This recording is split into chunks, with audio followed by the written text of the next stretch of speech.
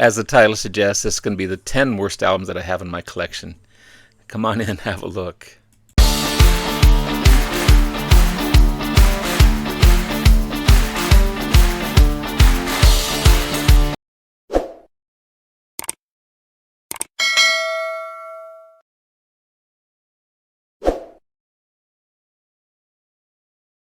Good morning, everyone. It's Robert from On My Turntable. Hope you're having a great morning this morning. It is Monday morning. As always, a coffee kind of morning. Cheers, everyone. Hope everyone's doing well. Yes, as I said in my intro, this is going to be the 10 worst albums that I have in my collection. I'm not going to say I hate these albums. I buy these albums for the most part because I like them. Secondly, as a completest. I don't hate anything that I have. I may not play them ever or very rarely. I always find something good within an album, so I'm not going to say I hate this album and it's crash and everything. I'm not going to say that. I'm not going to say that. So if you're looking for that kind of video, I'm not going to do that. I'm just going to say these are the worst albums that I have out of the whatever amount of albums that I have in my collection. A couple of thousand albums that I have in my collection, both CD and vinyl.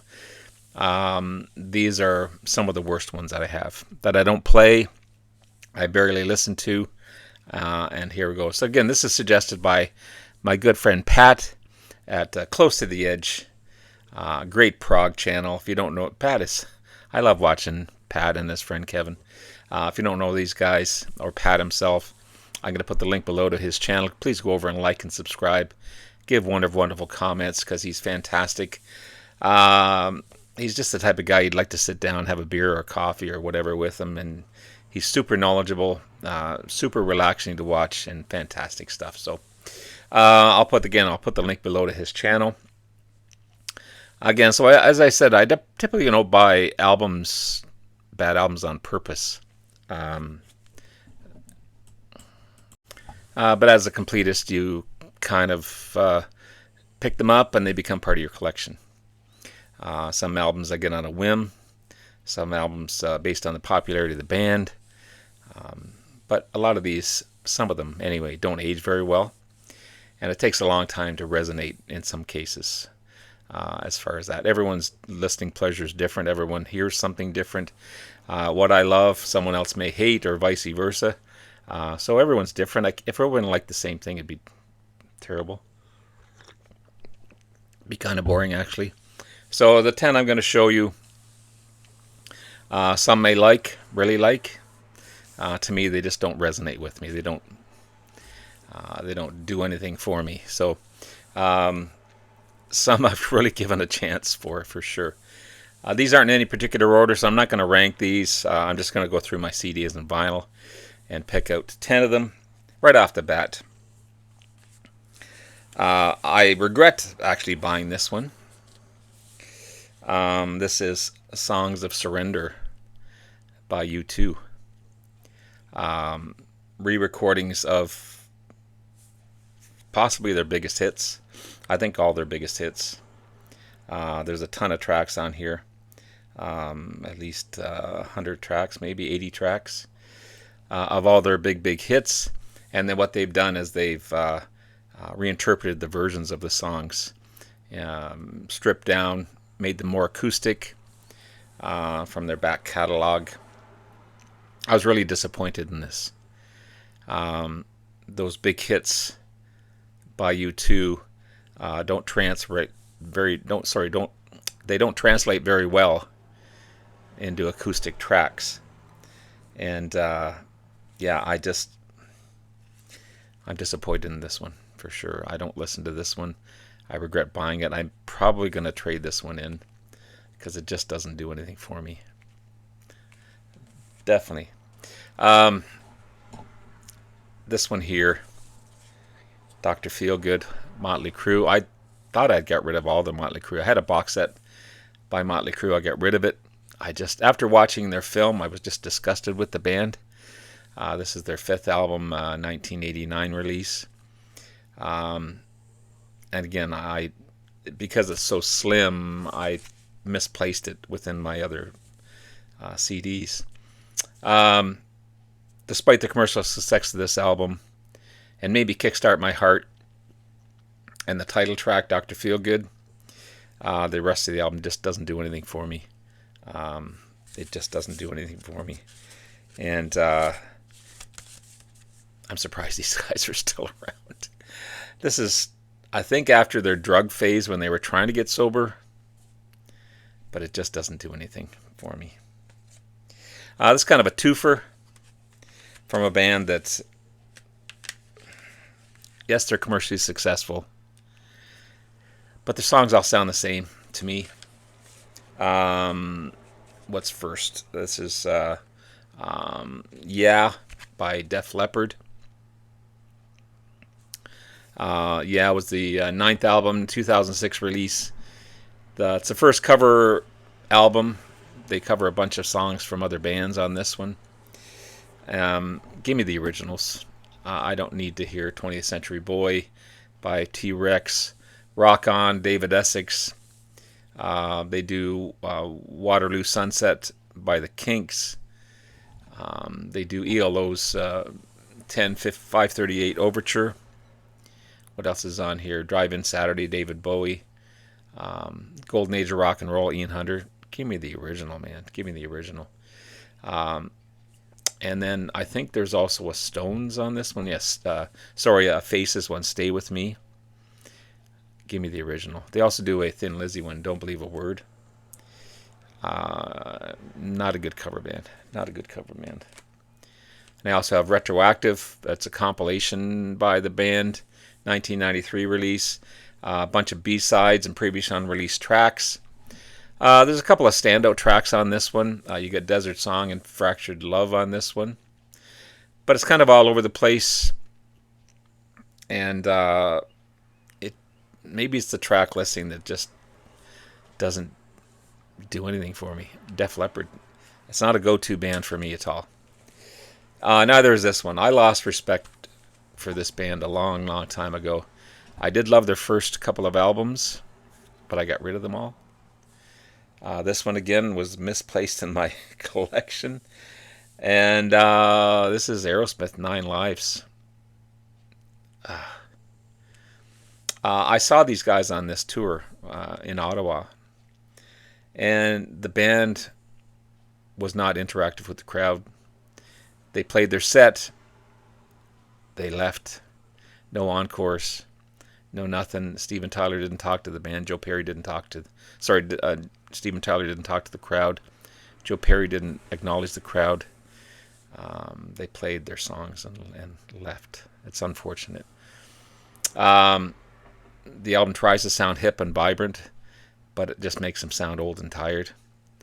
The songs aren't catchy, no matter how hard the band thinks they are. Some bands just need to give up and move on. I think these guys waited too long. Aerosmith. As a completest, from this amazing box set of Cheap Trick, this is the Complete Epic Albums collection. Out of this one was a downer in The Doctor. Again, the only reason I have this one is because it's in that box set.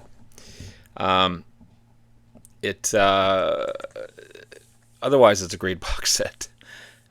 There's too many synthesizers on this one. When you hear Cheap Trick, you want to hear that drum sound. You want to hear the jangly guitars. It didn't do anything really, even commercially. It didn't sell well. It peaked like 115 out of 200. It's pretty much a bad 80s album. Most of their albums are fun and rocking and cool to listen to. This one's not fun. Not fun at all. It's kind of pretty much a bad 80s album, for sure. That's The Doctor by Cheap Trick. I'll put that back so I don't lose it. Same thing with this one here. It's part of a great box set. This is Queen, the 40th anniversary, I think, of if that's what they're calling it. Yeah, Queen 40. Hot Space. It's the 10th album by Queen, 1982 release. full of disco and funk and R&B and dance and pop. Nothing wrong with those songs or sounds. They just don't belong on a Queen's album as far as I'm concerned. Even the drum machine, Roger Taylor must have been so pissed about that one. Their manager and Freddie Mercury wanted their music to sound like you just walked into a gay club, but the rest of the band didn't. Again, nothing wrong with that. That's not why I don't like this album. Nothing wrong with that type of music.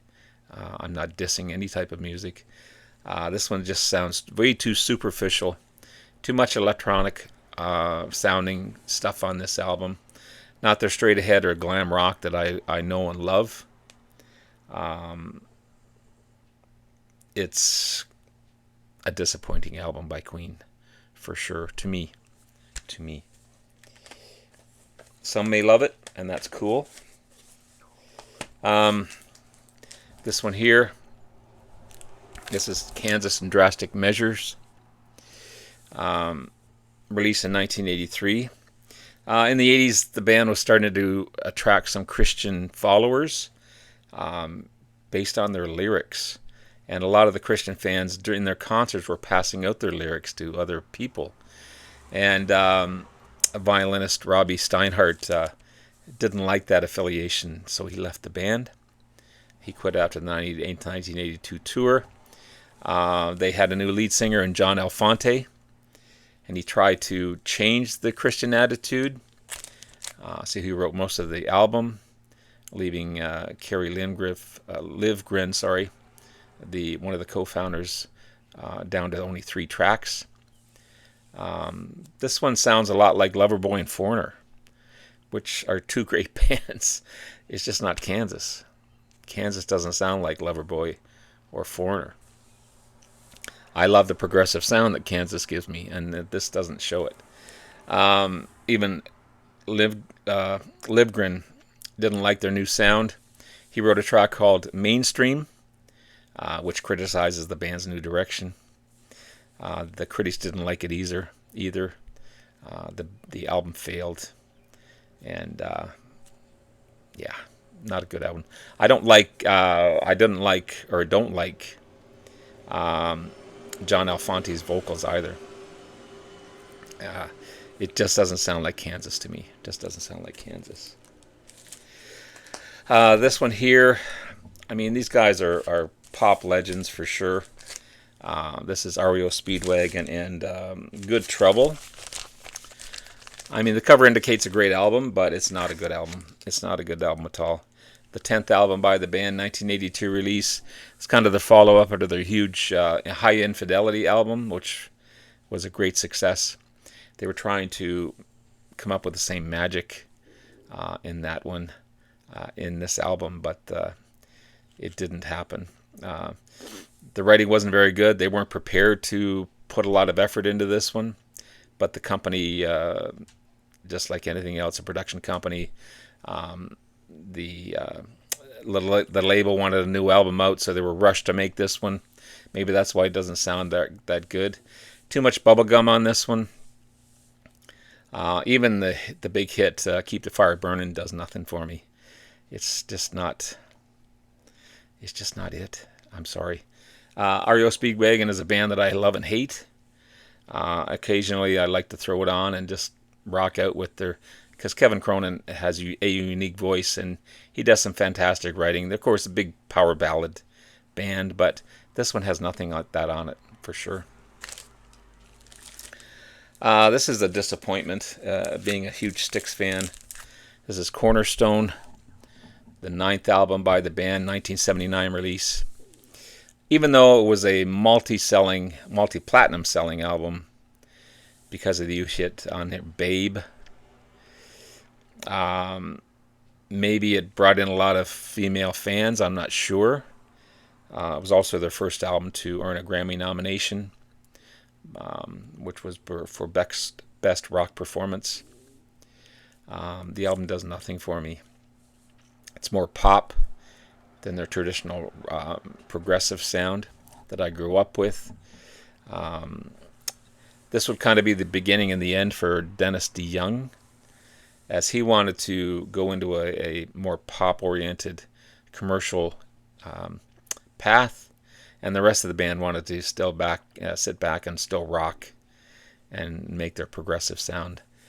So much that Tommy Shaw threatened to leave the band, and they actually fired Dennis DeYoung for a small bit of time, and then he was invited back before the press got word that he was fired. But this would be their second last album with him in it. But it's kind of a disappointing album. I tried to like it. I really did.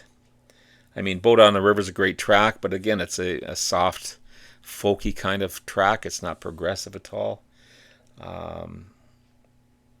It's just too poppy. Just too poppy from my sticks.